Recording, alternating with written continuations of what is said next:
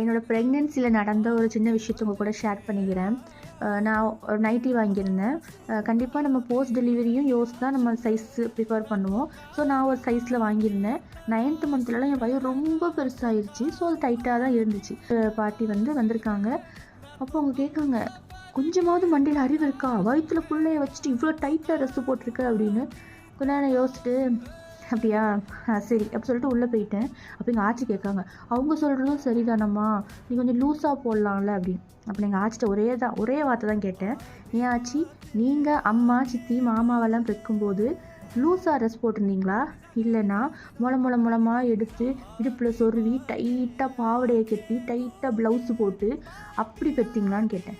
ஒன்றாச்சும் எங்கள் ஆச்சி இது யோசிச்சுட்டு நின்ட்டாங்க. அப்போ எங்கள் அம்மா சொல்கிறாங்க, அவள் சொல்கிறதும் சரிதானம்மா, நானும் என் பிள்ளைங்கள சாரி தான் கட்டினேன் வயிற்றில் இருக்கும்போது, நீயும் எங்களை பெக்கும்போது சாரி தான் கட்டியிருந்தேன். ஏன்னா நம்மளாம் நல்லா பிள்ளையை பெக்கலையா, இப்போலாம் ஏதாவது சொல்லிகிட்டு இருப்பாங்கம்மா விடுங்கன்னு சொல்லி எங்கள் அம்மா என்ன சப்போர்ட் பண்ணாங்க. இந்த கான்வர்சேஷன் சரியா தப்பா?